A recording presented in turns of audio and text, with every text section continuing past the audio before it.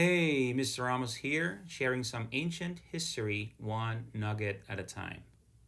Today we're diving into why the Roman Empire said, let's split up, like an overworked group project gone wrong.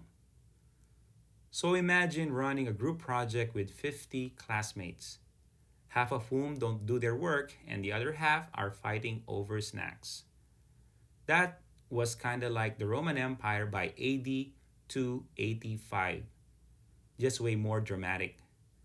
A dude named Diocletian, say it with me, Diocletian, stepped in as an emperor and says, nope, this is too much for one guy. So, in a move that actually made sense, he divided the empire into two, one half for him, the east, and one half for his buddy, Maximian, the west. Question: what year did Diocletian divide the Roman Empire?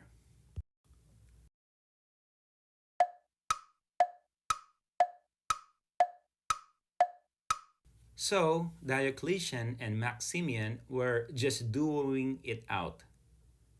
They added two junior emperors, four emperors in charge. It was called a tetrarchy. Sounds like a Marvel villain team up, right? At first, it kinda worked. They boosted the army to 400,000 soldiers. That's like filling five NFL stadiums. They created a mobile army, fixed tax systems, and even tried controlling prices to fight inflation. Diocletian also pushed emperor worship and Latin use across the empire to unite people. Teamwork was dream work until it wasn't. Question: what does tetrarchy mean?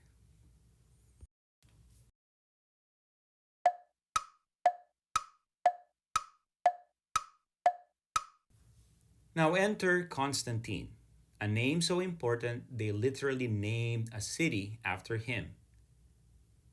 He wasn't handed power easily. When his father, the Western Emperor, died, the other emperors were like, nope, you're not in. So Constantine fought a civil war and won. But instead of focusing on Rome, which was the original capital city, he looked east. Why? Because the East had all the good stuff: more food, more money, more people. Basically, the A plus section of the empire. Eventually, Constantine renamed Byzantium as his new capital. This is where he spent most of his effort and energy. Question: what city did Constantine rename as his new capital?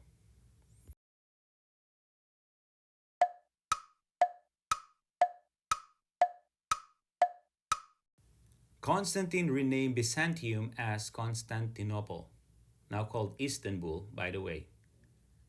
He built his city right on the Bosporus, a super important strip of water between Europe and Asia.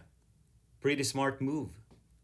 Also, Constantine continued reforms and made Christianity legal, which was a big deal for, well, many Christians. So, yeah, he's known as Constantine the Great for a reason. Question: why was Constantinople a good location for the capital?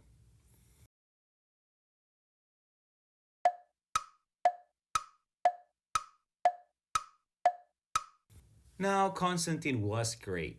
His sons, however, not so great. They plunged the empire into more civil wars, but Emperor Theodosius eventually reunited the empire for a short time.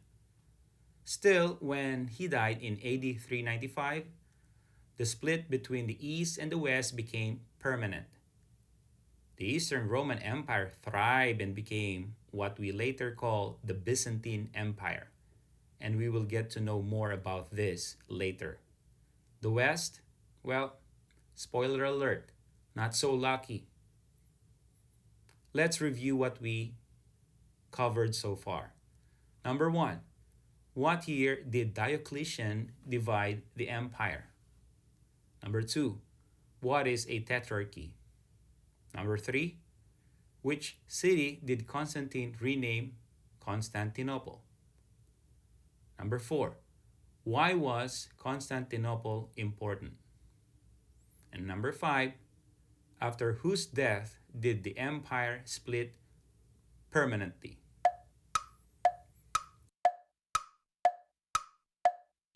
That's it for today's empire splitting adventure.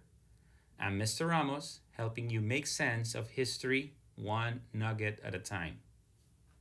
Catch you in the next one.